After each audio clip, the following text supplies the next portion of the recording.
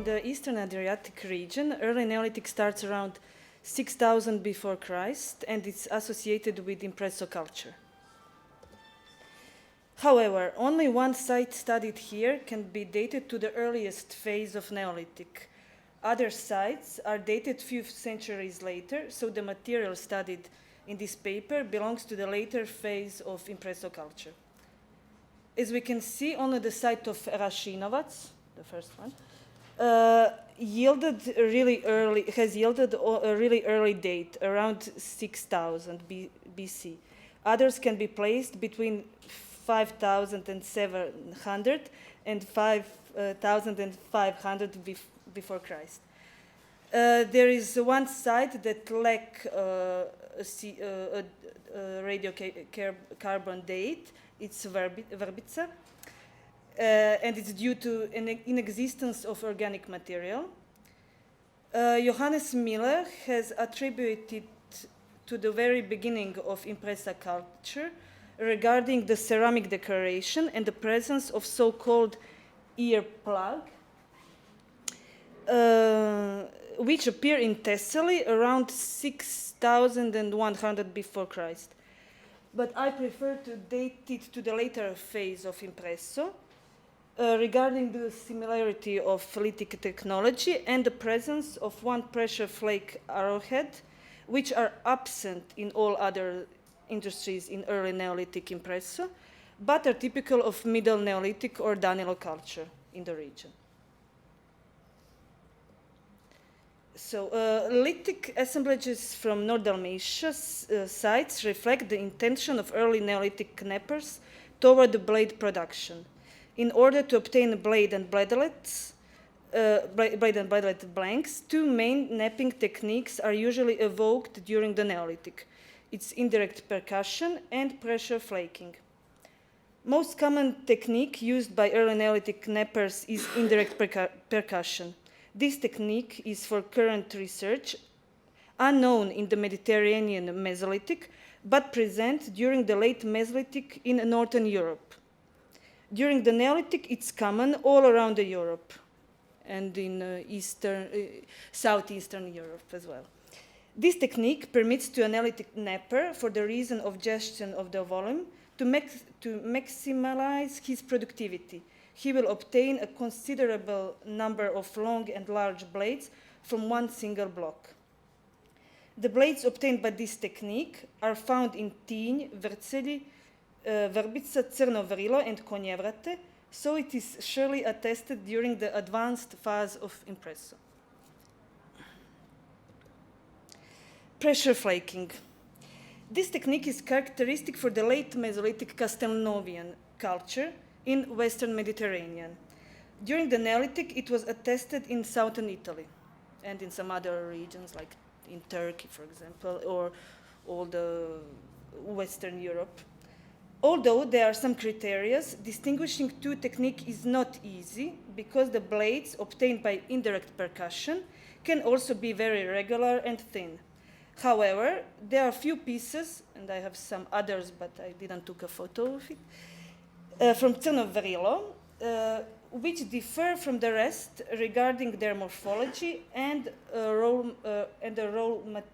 raw material used.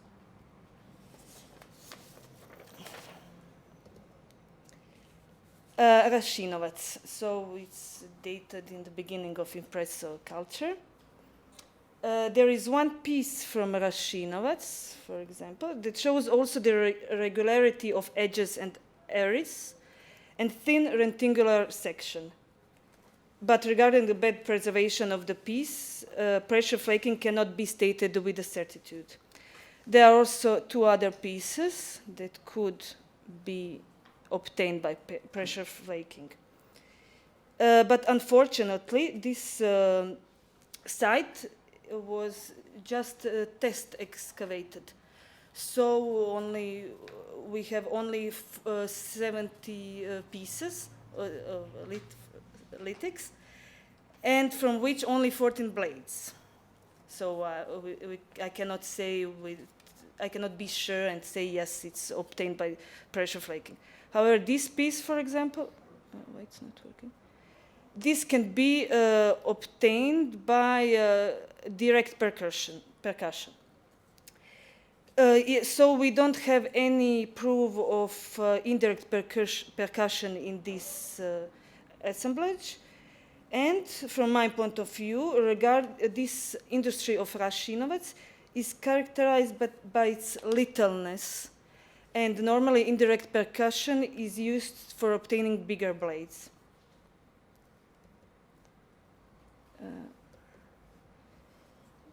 And now, two blades from Crno Vrilo are really interesting. Both of them were made from high-quality dark blonde flint and are of impressive dimensions. One of them is unfortunately badly preserved, but the regularity of its edges and iris and the width is really impressive. These two large blades could evoke the use of lever pressure.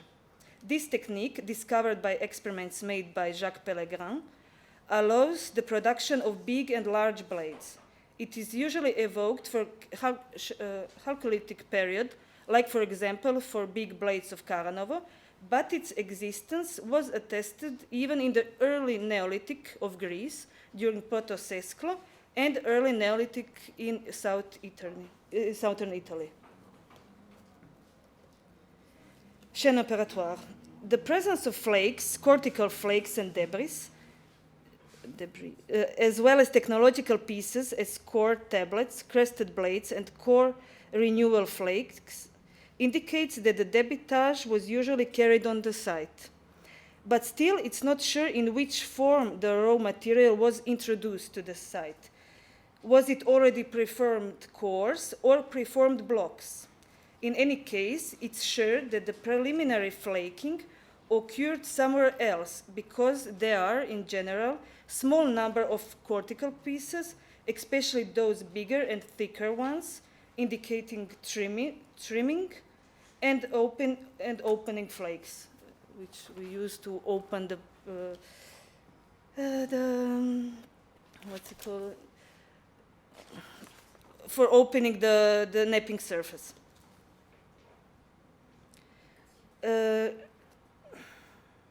Still, some blades could have been introduced on the site as finished products. This could be the case of blades probably made with pressure flaking on dark blonde transparent flint, but more research needs to be done to confirm this. The presumption that the raw material was introduced to the site in already pre-shaped form is very interesting regarding the raw material procurement. The preliminary petrographic analysis was made by Zlatko Pehoc, and according to him, most of the blades were made from Gargano flint. Yet the lithic industry from Konjevrate differ completely from all the other assemblages studied in this paper.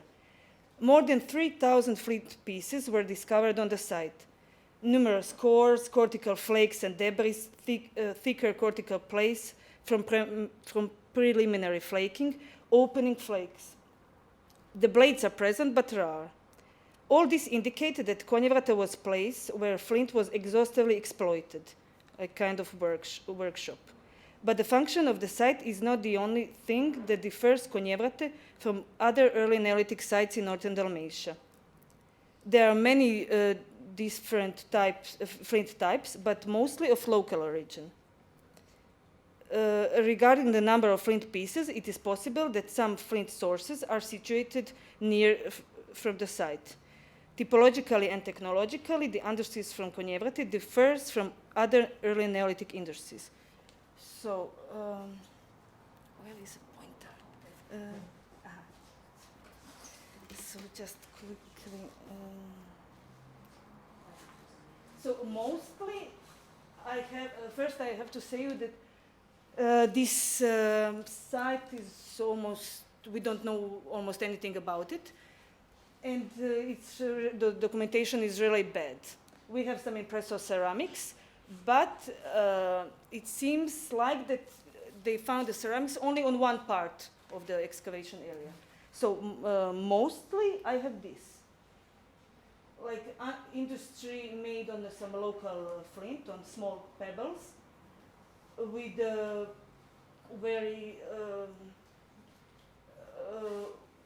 very simple technological investment. So it's like opening flake like this. They have this small pebble. They make a first cut to open, and they quickly they start to make flakes from it.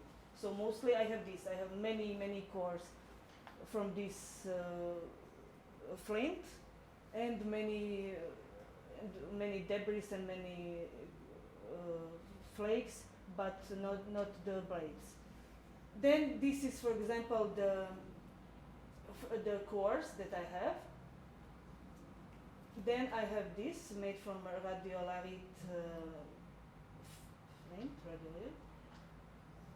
and this. So from my point of view, it doesn't have anything with strictly Neolithic. I think that I have some mixture of industries from Upper Paleolithic, maybe even Mesolithic. Maybe these cores can be pressure flaked cores. And I think I have some blades also that can be like this, what is characteristic for late Mesolithic. And then I have like typical Neolithic. It's like this, probably a blade and a flake probably of Gargano flint, and some typical Neolithic blades made also on this Gargano flint.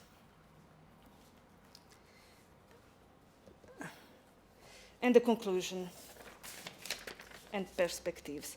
Early Neolithic knappers of northern Dalmatia were orientated towards a blade production. The blades were produced mostly by indirect percussion, a technique well documented in European and Southeastern European Neolithic. The pressure flaking is more delicate to detect. Still, it is possible that some blades from Crnovrilo were obtained by using this technique. If so, we can consider that both techniques were coexisting in the region during the late Impresso. On the another side, this technique is well documented in the Mediterranean Castelnovian complex.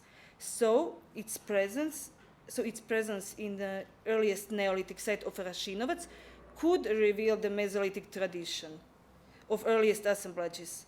But if and only if this technique was used in Eastern Adriatic Castelnovian. More research needs to be done concerning the late Mesolithic in the region and neighboring areas. The presence of Gargano flint during early Neolithic, although the rate and the modalities of its presence need to be documented, implies a complex operation in acquiring this high-quality flint. The distance which those Neolithic people needed to cross is important and requires high navigational skills. Neolithic way of life implicates sedentarity, so instead of thinking of group movement, it is more possible that Gargano flint was obtained via exchange. In any case, its presence revealed that the Adriatic Sea was not an obstacle during the early Neolithic, but a bridge connecting two shores.